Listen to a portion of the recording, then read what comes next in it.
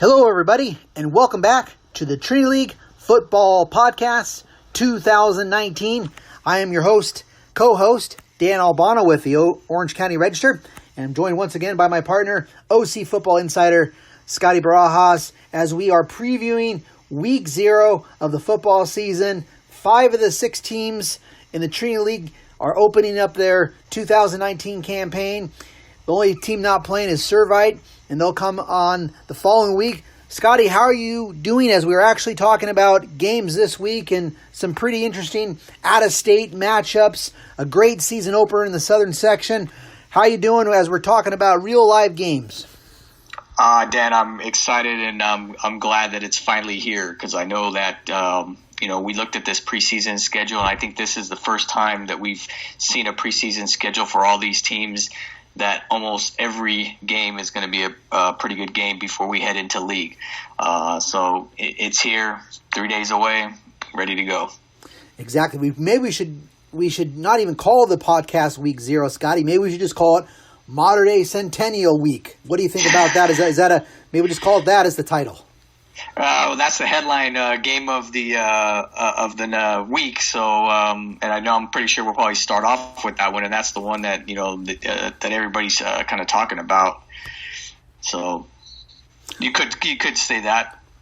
Well, just to set the table, I want to first, of course, we're welcoming Scotty Barajas, our insider, and welcoming all you football fans. We appreciate the reception that we're getting, and you checking out our website, checking out our podcast, and sharing sharing the podcast with your fellow diehard football fans, because as Scotty and I have always said on the podcast, is those are the fans that we're really trying to reach, and why we're going in depth and bringing you what we can on these previews and the insight on these games, because that's the kind of fans that we're trying to cater to, and that's how Scotty and I approach high school football.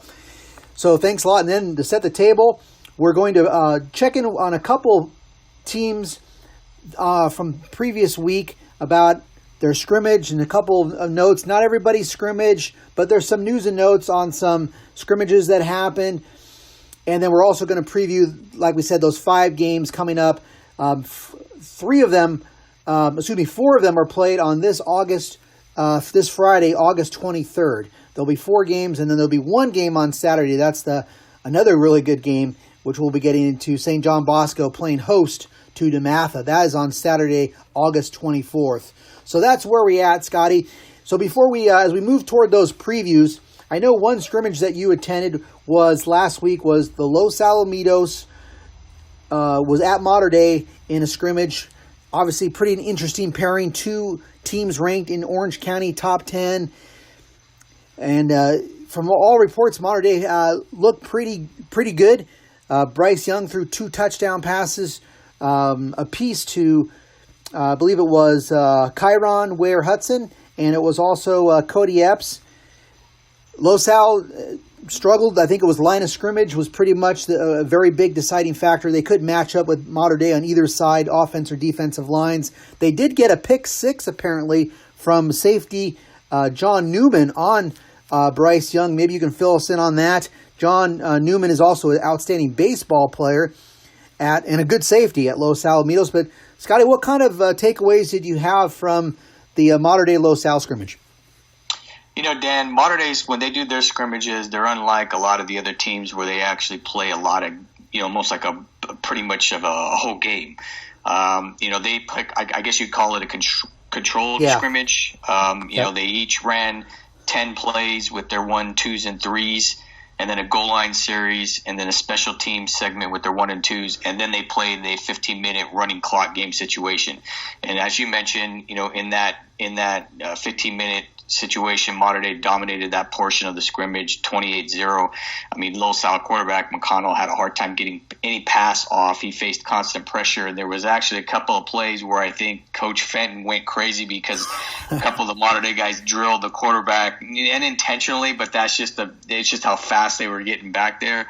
You just faced the constant pressure from that front 7. And then Bryce tossed the 4 TDs, including a nice read option fake as he looked like he was going to run down the field, stopped, pulled back, hit Cody Epps for like a 10-yard pass, and then Cody cut down the sideline and outraced all the defenders for like a 70-yard touchdown. And then he hit Kyron on a deep post for about 60 yards, and then he added another 20-yard touchdown to Cody Epps, and then one other short pass to Hudson Ware. And then, like you said, in that 10-play segment, they started off, Mater Dei kind of started off, I guess, maybe a little bit slow.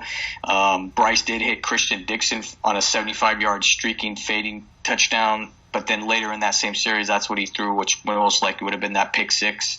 And when he hit him, the receiver had a miscommunication is what that was. But in all, it was a vanilla, scrimmage. Mater Dei did show, their speed on defense and that they're going to wing the ball all over the field.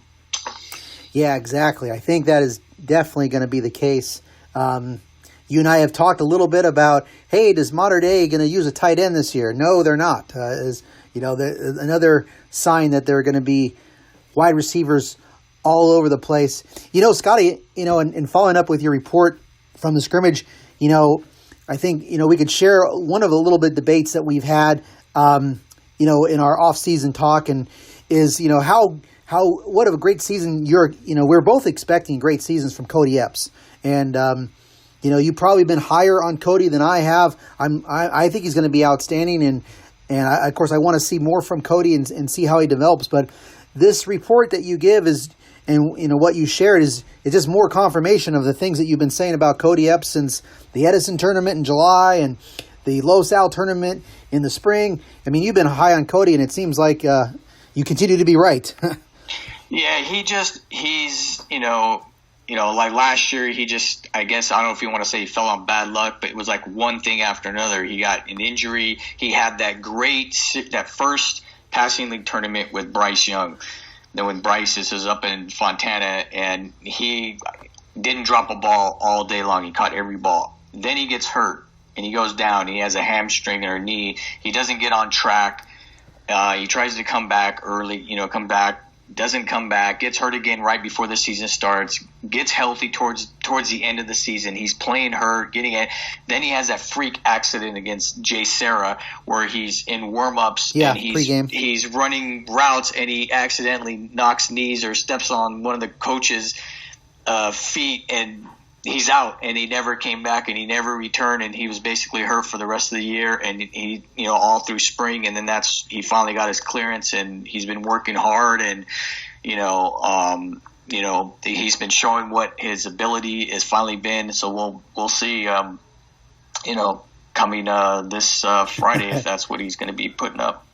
Exactly. And of course, good news for Mater Dei also on the healthy receiver report is Dixon, who hasn't, since his transfer from Diamond Ranch, hasn't been completely healthy.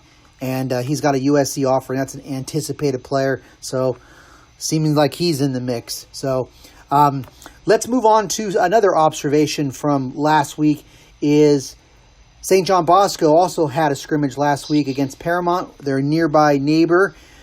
Anything come out of that of note, Scotty? I have a little bit. Bosco hosted Paramount, the Pirates. They feature some pretty good skill players. The Hala brothers, actually, Kingston, he's the quarterback, and his brother, his name is eluding me right now, but he's actually from Servite. He was on that freshman team from Servite. He transferred over to play with his brother. So, but the read I got from this game was you better not let Rayshawn Luke, the Bosco sophomore running back, get loose in the open field. The first play from scrimmage, he took 75 yards, and he's like the 10-5 speed. Yep. And so he was gone. Both sophomore backs, Luke and Bates, actually fared pretty well. The Braves did give up some big plays on defense. They were highlight-like plays from, the quarterback Kingston. He kind of avoided a rush, scrambled for good yards, and he laid a nice fade with the receiver making a great catch down to the goal line.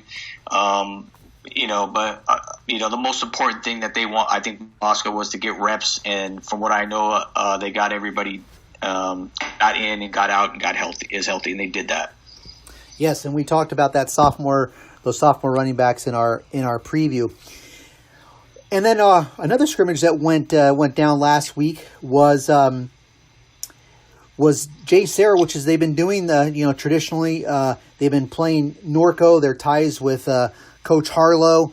So Jay Sarah did that scrimmage again. Did you hear anything news and notes out of Jay Sarah and Norco?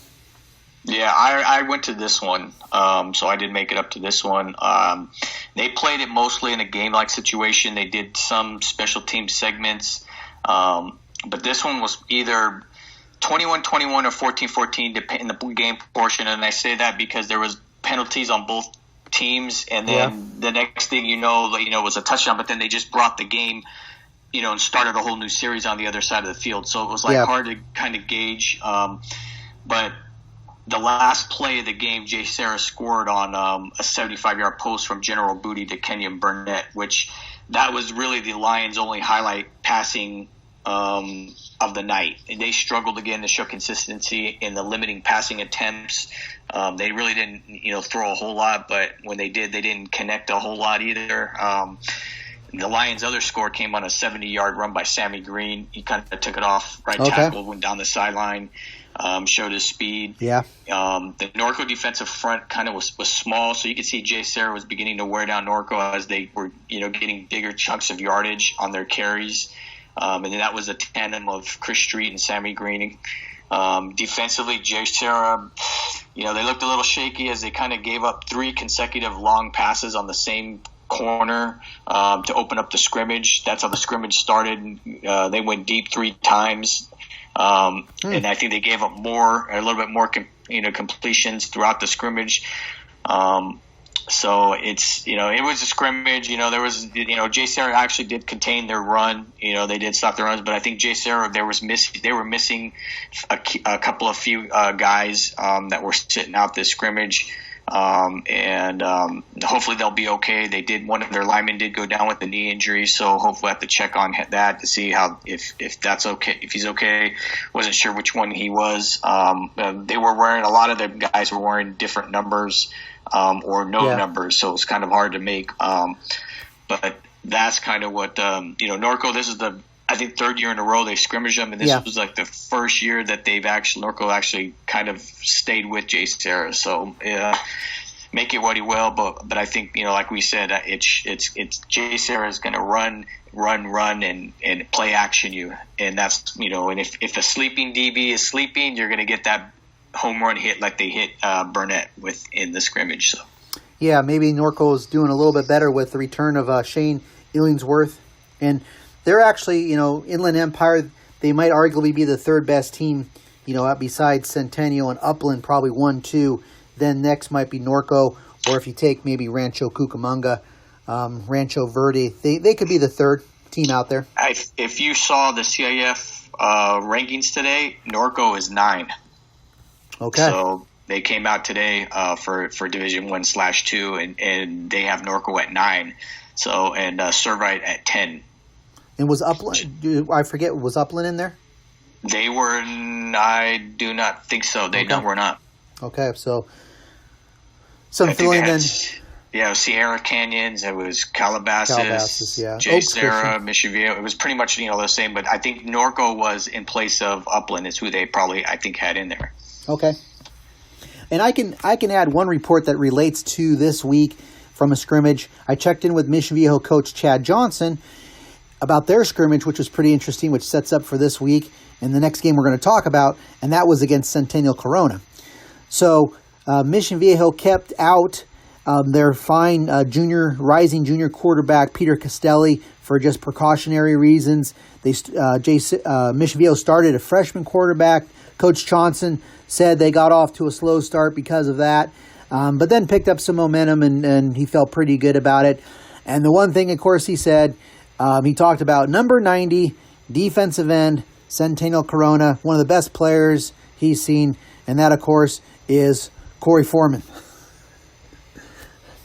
Yeah, he is actually the top player, and we'll talk a little bit more about him later. I actually tried to get up to that scrimmage, and they were actually all finished by the time I got up there. So that was something to add for that. And Scotty and I, we like to, when we can, it's a Trinity podcast, but, we find it, and obviously, you need to know about some of these teams and how they're coming because it sets up the matchup. So that's why it's good to, definitely can't keep blinders on and have to know how these other teams are doing when they collide for these matchups. So it's always good to do that, and we try to do that as much as we can.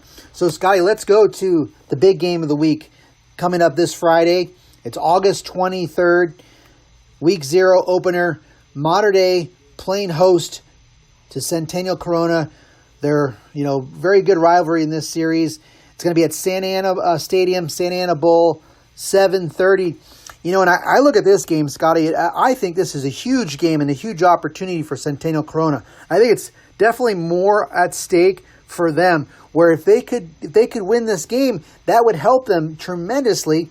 And of course, they have to protect and not have bad losses after this, but maybe they could get into that top 2 seeding if they could get the win, and then that would, because Mater Dei is going to have another chance to get that top 1 or 2 seeding because they have their matchups with St. John Bosco, and the winner of the Trinity League is going to definitely get a 1 or 2. So that's why I see this as a huge game and some pretty shrewd scheduling, I think, by Centennial Corona and Coach Logan. This is a great game to have right out of the gate. If you're going to play Mater Dei, defending 2-time national champs, play them right away. Maybe you can catch them. There's a little chance that Mater Dei is not going to be looking past them. But even though that Mater Dei, had a handily victory in the semifinals last season, but then you have the new Mater Dei defensive backs matching up, where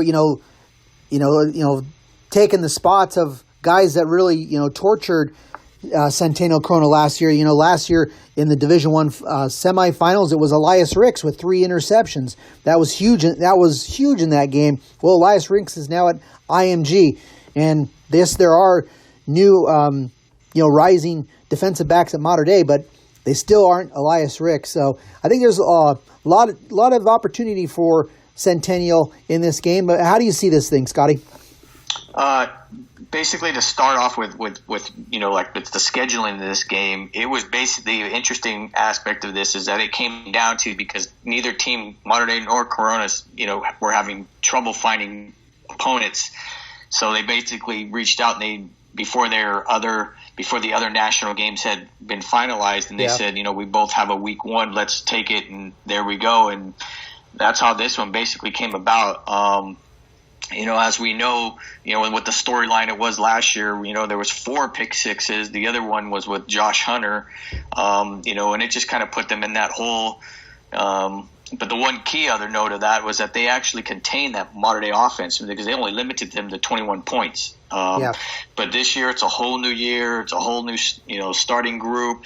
Even though a lot of those same players on Centennial's offense are back, the defense is a little bit storied. But both quarterbacks come back, Freeland and McKilly, and they also have Trillian Harris. And I know he's in the mix, but he's not in the depth chart. They also have, they get Gary Bryant, Brandon Alvarez, and Aaron Smith, and 3 starting linemen back. But the key is they're going to have 2 new running backs. Senior Nicholas Floyd, he saw limited action. He had 143 yards, 19 carries last year, and they did pick up a junior transfer, Dominique Clay. He's a 5'10", 185-pound running back. Ran for 800 yards and scored 18 touchdowns as a sophomore for Riverside Hillcrest, but I'm being told that he may not. He's either doing the sit-out, that he's not going to be available for this game. Then, besides that, then there's going to be the couple of intriguing matchups. But probably the most intriguing is going to be the Corey Foreman and Miles Morale, if Miles and him do match up on that side, because Miles didn't get to play last year in this game. Remember, he was hurt, so he didn't get to play. And then you have California's top lineman and California's top defensive lineman going to go head-to-head. So should that play out that way? The other matchup, Mater Dei's defensive backs and Centennial's receivers, notably Gary Bryant, whether it's going to be Domani Jackson or Jalen Davies on him, we'll have to see on that one. But then I mentioned earlier that the Centennial defense, held them pretty much in check. They held Bryce to 14 of 24, 476 yards and 2 touchdowns, which is by far one of his lowest outputs in any of his games. But the Centennial defense only returns 5, and they lost most of the key players. They lost, Jerick Jackson, who's at USC now. They lost the other linebacker. He's also at USC. Mosi, I can't think of his last name. They also lost another defensive lineman. But anyhow, we'll see if Centennial can hold Bryce and the air attack down. The one area of concern for Centennial is lack of depth, because unlike previous Centennial teams we used to see them bring like 125 guys, over 100 guys, 85. Their roster is down to 85, which is still a lot more than regular high schools, but it's a little bit lower. That's not the case right now, because usually they have a lot of guys waiting in the wings. But you're going to see Gary Bryan starting on both sides of the ball for this game. So he's going to opposite the other corner, opposite of Cal commit Isaiah Young, who is one of their other top returner guys. That's right. So that's kind of the skinny on Centennial. My gauge with you, I think it's a statement game. But Centennial isn't the same Centennial, and I know I think they got a higher national ranking than what they should have. I don't think they should have been as high. Like some of them gave them like in the 20s, 25. I don't think they should have been that high. I think they should have been outside the top 25. We'll just have to like wait and see how everything kind of plays out. If the offense can forget about what happened last year and readjust.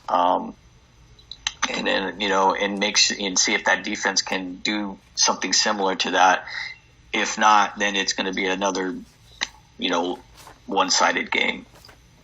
Well, it's, sometimes in these rivalries, I think maybe the rankings get thrown out a little bit. I think Mater Dei-Centennial is in that kind of rivalry. Even though last year that score in the Division I semifinals, it was Mater Dei 48, Centennial 14, and that game was, of course, at Santa Ana Stadium. And I'll also offer this. This is the 10th meeting between Mater Dei and Centennial Corona, between these two programs since 2007. And surprisingly, the Huskies actually have the edge 9-4. So, a lot of that was done early, in that rivalry. But, Mater Dei is kind of clawing their way back the last couple of years. So I'm interested to see, how that goes. And I think it's a big opportunity for Centennial. But it's going to be really interesting to see how Mater Dei responds and how Mater Dei performs. And interesting enough, as far as the Trinity League, Scotty, Centennial Corona the following week plays another Trinity League team, Orange Lutheran. Orange Lutheran, yep. So it could, it'll be a little bit of a drop off, but it's still a physical game. So exactly, but when I say the opportunity for the Huskies and Coach Logan, you look at they have Orange Lutheran, then they play Cathedral Catholic, and then they have Liberty of Nevada at home, and then they play Long Beach Poly, and then they're into the Big Eight, which they've dominated and haven't had much problem with. So they're going to play Norco at home. So that's why I feel like their season, and as far as that seeding, could be really hinge on, as far as their regular season and how they set themselves up for the playoffs, it really hinges on this game. And then, in my understanding as well, talking about the seeding for Division I, it's going to be different this year in that the seeding is going to be a straight 1 through 8 seeding. So, in some ways, that it does and it doesn't affect the way that seeding is going to be. But when I say it's going to be a straight seeding, the CIF's not going to apply their rules of separating things. So, the 1s and 2s are usually fine and get separated, and the 3s, it usually doesn't affect them too much. It's when the teams are really grouped closely from the same league, and their rankings are still the same. But I just see this as an opportunity for for Centennial. Yeah, I still think everybody's still kind of, it's still Centennial. You still have Logan over there, and he seems to work, wonders over there. I just, my gut, there's just some, I think Mater Dei is going to take care of business, but we'll just have to wait and see. All right, let's move on to some other Friday night games, Scotty. So Orange Lutheran, we mentioned them. They're going to be playing San Juan Hills. They're going to be the host team against San Juan Hills in their opener on Friday, August 23rd. And that game is going to be at Orange Coast College at 7 p.m. And that's going to be a game that I'm going to be covering for the Register. Steve Fryer, my colleague, is going to be covering the Mater Dei-Centennial game. So this last year was a pretty tight game for Orange Lutheran. They were victorious, but Stallions got got some pressure on Ryan Helinski. Made it a pretty competitive game. That game was at San Juan Hills. Coach Rob Frith does a really good job at San Juan Hills. They are, usually do some, they scheme usually well. They really like their defense. Once again, they got a big time wide receiver athlete type player in Joey Hobart, who's committed to Washington State as a wide receiver. But last year, this was a pretty, and I say pretty competitive, where you have a Seaview League team in San Juan Hills, which is Division III this year, and they're going to be taking, last year I say only lost, but it was 27-7. I think it was pretty close at halftime. But Orange Lutheran, that was a team with Helinski at quarterback and a healthy Kyle Ford and Logan Loya. That was a really anticipated team, highly ranked in Orange County, probably third in the preseason. And it was a 20-point game. Pretty strong showing because San Juan Hills ended up having a really good year. But what's your take on this game, Scotty? It's breaking in. Olu's going to be breaking in their new court. There's those two new quarterbacks, the freshman and the sophomore. So this will be their first chance because I didn't get a read, or we didn't hear of them scrimmaging anybody. So this may be their first look at live action, and there's a guy named Tyler Wiggis. He's a defensive end. And he's kind of an up-and-coming guy. He's a big 6'6", rangy guy, pass rusher. So that could be an issue, something to watch with the new quarterback.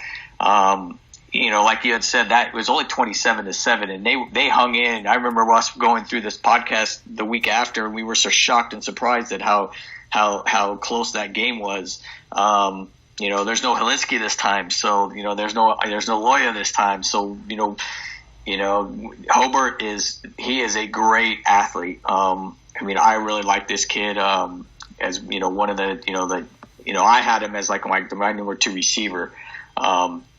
He's just an athlete, on both sides of the ball, offense and defense, and then you combine him with, the only thing is their quarterback. I'm not sure exactly which quarterback they're going to go with.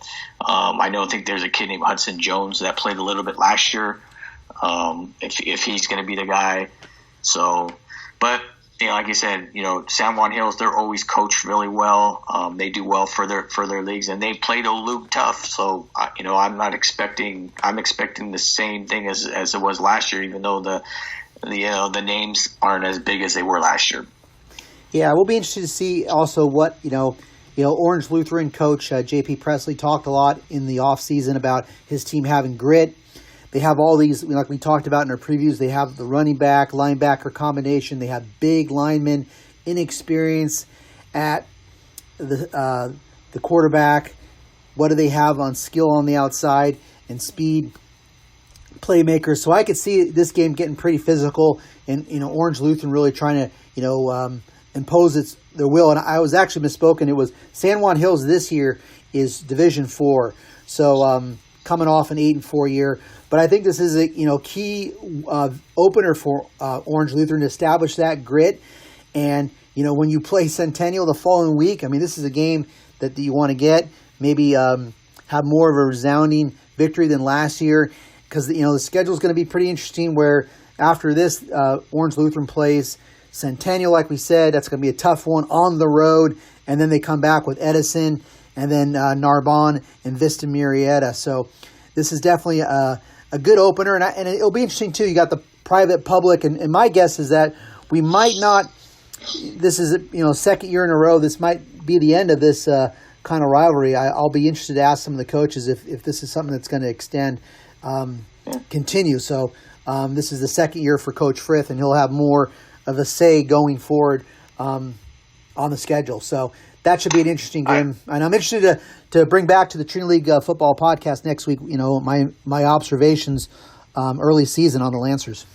Yeah, because I'm curious because in my preseason poll, I didn't rank Orange Lutheran in the top 10s. And so I had Orange Lutheran about 11, 12, and I had San Juan Hills 13. Yeah. So, just based on that alone, they should be very close. So I'm curious to hear what you have for next week. Yeah, a lot. I mean, just like these games, people are on Friday night, first game, week 0, people are going to want to know about the Mater Dei score. They're going to want to know, hey, how's Orange Lutheran doing against San Juan Hills? How's San Juan Hills doing? Because they're an interesting team where they're in the Seaview League. They're going to dominate that. Next year, they'll probably be back. They'll be in the South Coast League playing all those bigger, stronger South County public schools. How about another game, Scotty, on Friday, August 23rd? Jay Serra kind of making a rare out-of-state trip to Salt Lake City, taking on East, and that is a 7 o'clock game. So, a lot of these teams in the Trinity League are playing out-of-state competition. What's your thoughts on this game, Scotty? So East Utah, they've already played a game, so they're 1-0. They were 7-3 last year, and they played Snow Canyon last week and beat them 47-14. So they're rated right now, I think, the 4th best team in Utah. They returned 6 starters on offense. They're primarily a running team, and they returned 4 offensive linemen to aid their ground game, led by two-way lineman Voy Tuni Ufu, who has multiple offers. He's about 6'3", about 285. Their QB was injured last year, so Nick Zimmerman filled in, and he's now going to be their starter. He's a little bit more polished, a little bit better passer, so they look maybe to add more to their passing game. Then on defense, they returned 4 starters, including Nevada commit and a former Californian, DB Nick Sessions. He grew up in California. I believe he's from Paramount area. Okay. And they moved to Utah, and he's been there ever since. So, but he does have ties with everybody in Southern California. And then each strength is actually going to be their linebacking core. They have about 3 or 4 guys that are potential D1 guys. So, this one, it's going to be very interesting. I mean, Jay Serra should win this one just based off of, if you're going by, early preliminary rankings. But it's an away game. You never know. I know Jay Serra's had this slow kind of sluggish going with their offense, and some guys being dinged and nixed and trying to find that camaraderie with their new guys. So, we'll just have to wait and see how this one plays out, because these guys are just as big size wise as Jay Serra, so it's just a matter of who's going to capitalize. Well, it sounds like a pretty tricky game then, Scotty. And thanks for once again, Scotty doing his homework. It's always a traditionally a big advantage when you have to play your first game of the season, open your season against a team that's already played a game. I hear that all the time, year in, year out. Those kind of games concern coaches for sure. That's one of the first things they always mention. So I'm sure Jay Serra's thinking East has got a big advantage there. And then, you have the chemistry that Jay Serra is trying to put together in their very first game. So you would think they would have a lot of, run the ball a lot and keep things simple. And like you said last week, Scotty used the ground game to set up the pass. And I was wondering, I didn't think I caught it. How did Chris Street look in the scrimmage? Because obviously he'd be a huge weapon, obviously all year long for the Lions, and including this game against East. In the scrimmage, Sammy Green actually looked better than Street. To be honest with you, Street actually he got his few here, there, but he never broke loose. Never had anything really longer than I think a 10-yard run. But it was a scrimmage, So you're only limited so many plays and calls. So well, I'm sure Jay Sarah probably keeping their stud Cal commit senior. Health, as fresh as possible. So makes sense that Sammy Green, I think, is going to be the wave of the future. He's a junior, also a really good cornerback. But I think it's it's the Chris Street show, and I think that's going to be big time this year. And I won't be surprised at all if Chris Street has a great opener on the road. But like you said, East having a quarterback injured last year, maybe their 7-3 record is a little deceiving, and they got some size in their home, and they got a win over their belt. So more intrigue to watch on Friday night. We're going to have to work hard here at the OC Register, and I'm sure in Scotty, we're going to have to work hard to get some updates out of Salt Lake City, Utah. And our last game on Friday, August 23rd, is going to be Santa Margarita playing on the road at Citrus Valley against Redlands East Valley. So that's Santa Margarita on the road, and Coach Visselmeyer's debut as the Santa Margarita head coach, Brent Visselmeyer, hitting the road on his first game. Redlands East Valley, they were 7-4 last year. This is definitely a big game. It's Coach Visselmeyer's first game. Next week coming for Santa Margarita, Mission Viejo, and then a trip out to Colorado, Cherry Creek. That Diablo game obviously looks pretty imposing at this point. But Rev definitely maybe looks like, maybe a game that Santa Margarita should be very competitive in, despite losing a ton of transfers and, adding a new coach. But Scotty, how do you see this game? Yeah, so Rev is they returned 4 on offense, and they're going to be breaking in all new skill players except for the only experience they have. Their 2 receivers, Anthony Waters, Brandon Wells. They each caught 46 passes last year. But it's going to be the first time in 4 seasons that East Valley will have a new quarterback, with 4-year starter Miles Herrera graduating. So defensively, they returned 2, led by Boise State commit defensive back Isaiah Bradford, and he's probably their top defender. Yeah. But I would say, if Herrera was still there, that would probably be I would probably give maybe the favor to be Santa Margarita, but to East Valley Redlands. But with him gone and having all a new offensive unit, in being that Santa Margarita is, they want to make a statement. This may be a good game for them to pick up. We'll just have to wait and see. Hey, Scotty, on Santa Margarita, did you hear that they did have a scrimmage last week? Did they scrimmage against Long Beach Millikan? They did scrimmage Long Beach Millikan. I didn't get a big read on them or a lot on it, just that I know that they did scrimmage Millikan. Okay. And a little bit more on Rev, in our Inland Empire rankings with the Southern California News Group, Riverside Press Enterprise reporter Eric Paul Johnson, he's got Rev ranked 9th in the Inland Empire. They're 1 spot below Heritage, 1 spot ahead of Roosevelt. So that's kind of where maybe they, fit in that landscape. You have Cajon, Heritage 7-8, Redlands East Valley coming in at 9. They were second last year in the Citrus Belt, and that was under Coach Rich Lunsford's first season. So both teams got some new coaches, but I was really high on the hiring of Coach Visselmeyer. I think they got a great hire, but there's a lot of transition there. It'll be interesting what kind of things that we see. How's that Santa Margarita defense going to do that had allowed so many points last year and really struggled? And what kind of production are we going to see from Colt Fulton? And how they run the ball.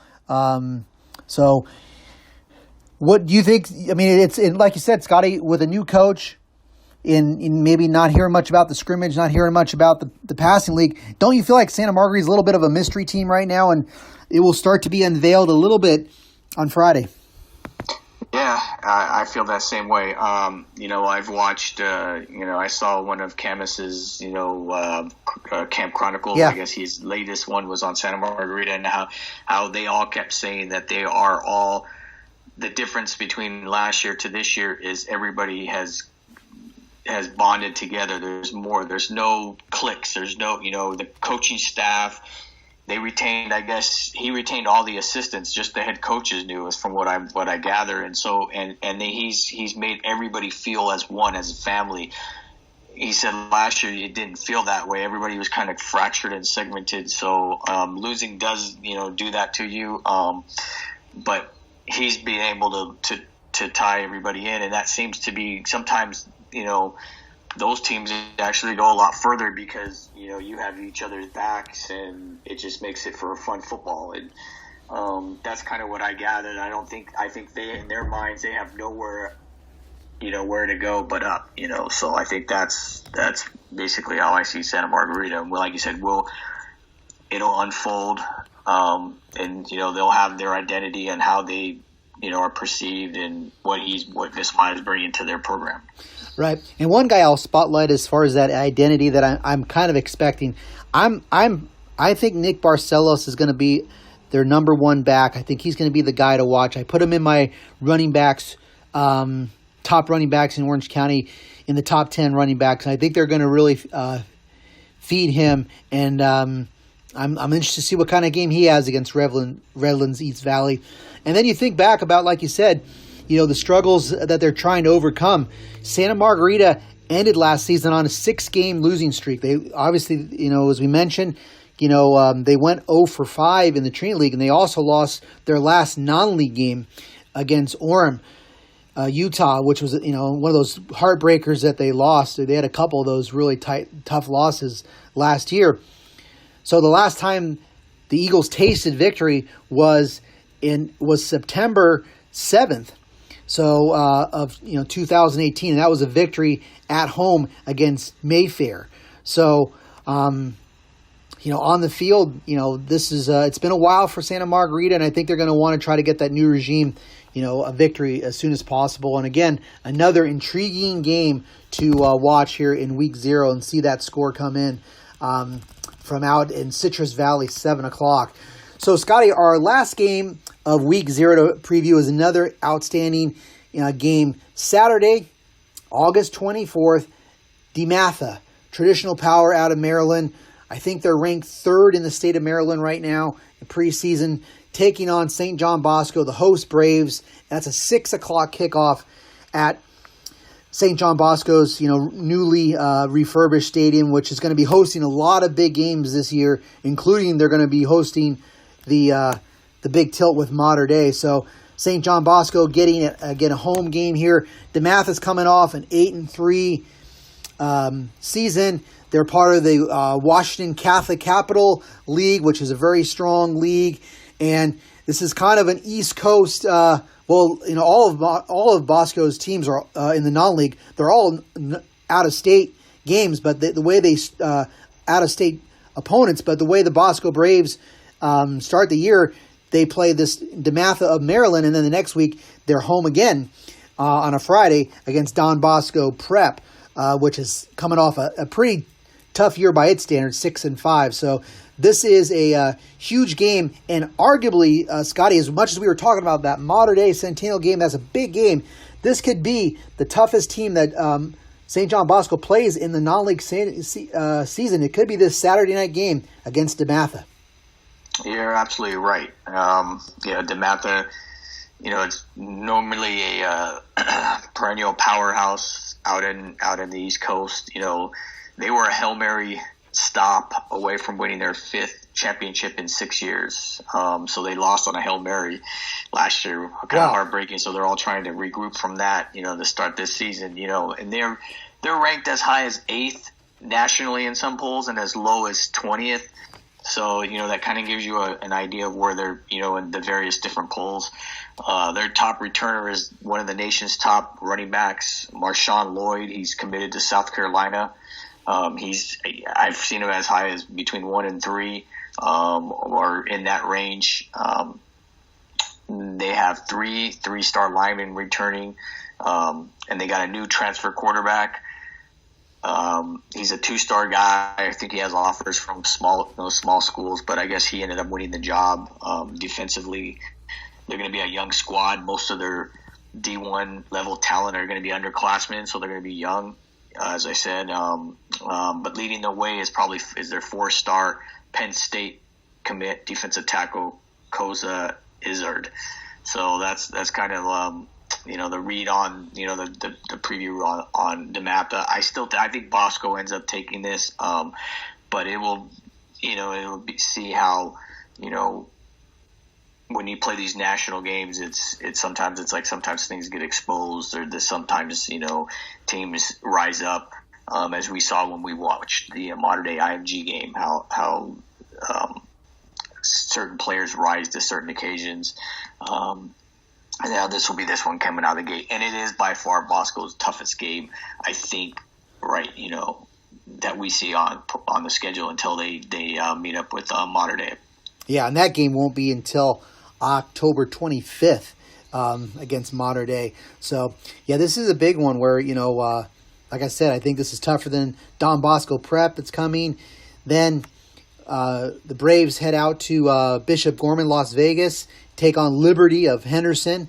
Good team, but out of Nevada, and that game's going to be at Bishop Gorman, but I don't think it's going to be there. That's not like DeMatha. And then Bosco plays Our Lady of Good Counsel at another team out of Maryland. They were 6-4 last year, and then then the Braves hit the road and go to Milani, which is already 2-0 out of Hawaii. So we'll see where that team is at the end of the year. They're obviously off to a good start. It might be one of the better teams in Hawaii. That game is not until September 21st, but this is the game, and I'm interested to see how DJ works with some of those new receivers. The Clemson commit quarterback, how's he going to work with Logan Loya and the emerging Bo Collins? And we'll see where that running game, if they can keep up some of the things that you were mentioning, Scotty, from the scrimmage against Paramount. How's Keith Savage doing behind that that offensive line? So going to be very revealing week 0, Scotty. Yeah, so Savage isn't at Bosco anymore, so just keep that one in mind. Oh, that's right. Where is Keith Savage? I know he's not at Bosco anymore. I'm trying to remember where he is. It's you're thinking of Nathaniel Jones. That's their guy. Their returner. I don't know. I haven't get a read if he's actually still ready to go off of that knee injury. That's right.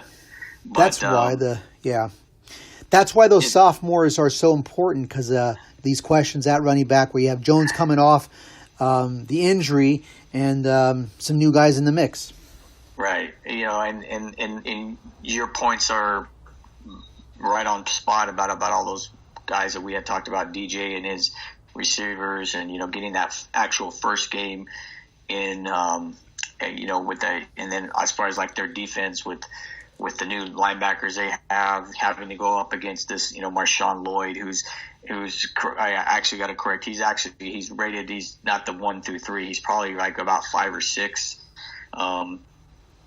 rated back, but he's still a great back. But if they don't have any balance, I think when you have up against a Bosco defense, that's not going to really matter.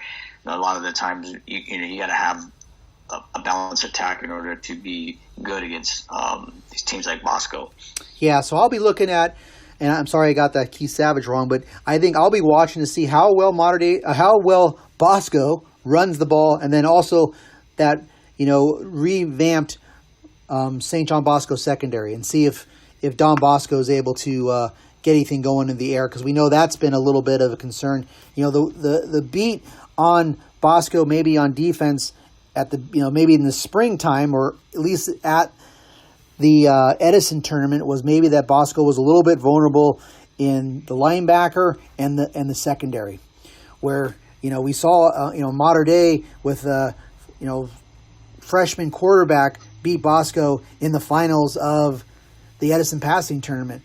And you wonder, well, how's Bosco's secondary doing when they're losing passing league to Mater Dei without Bryce Young. But they showed at the next passing tournament at Mission Viejo that they had made some more progress. And there's some, like we talked about, they got another transfer linebacker in. So it's going to be interesting how that Bosco back end holds up.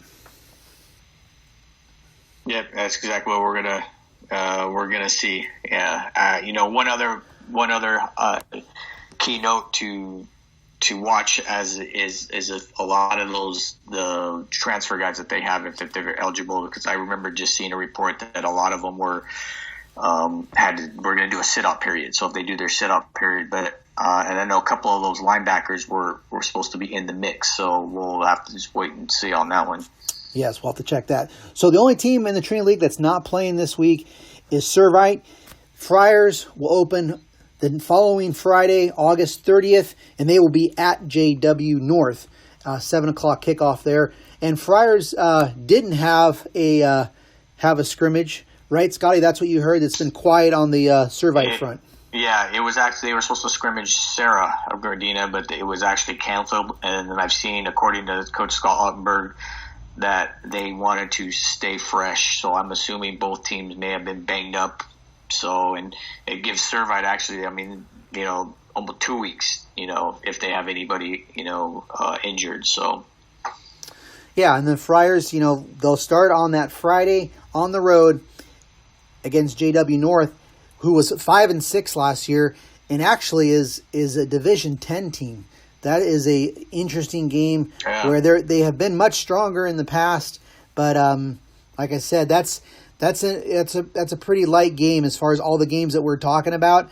JW, you look up JW North, they'll have the lowest max prep or Cal Preps ranking of all these teams that we were talking about as far as teams that Trinity League schools are opening against. JW North is not in the class of any of these teams that we mentioned, but the following week, Saturday, September 7th, Servite is on the road at Bishop Gorman. So, and that was, there's a big national powerhouse game. So that's what obviously I think Servite is really getting ready for, is to go to the desert and play at Bishop Gorman's house and try to play really well, which I think would be huge momentum. I have no doubt Servite's going to be 1-0 and trying to pull an upset, because I don't think people are expecting that Servite can go there and win at Bishop Gorman. So I got to see, I think everything that you're saying about the scrimmage not happening, this JW North game, setting up for the Bishop Gorman showdown. Yep. I didn't realize that win was coming so quick, but yeah, because that's going to be the test to tell you where the Friars are at as far as if they make that next jump. Bishop Gorman's not the same Gorman, but they're still better than a lot of programs. So if they can get by them, there's nothing. And I know we had talked about earlier. I know I'm kind of jumping off subject a little bit, but. Servite, I had talked about possibly, playing with Jay Sarah. And as we were looking in the CIF rankings, they put Servite at 10. So obviously they have them gauged. And if you're not going to be in, you're going to be, if you're not in that top 8, you get dropped down. You can still play Division 2 and win a CIF championship. So that's going to be very interesting to watch for.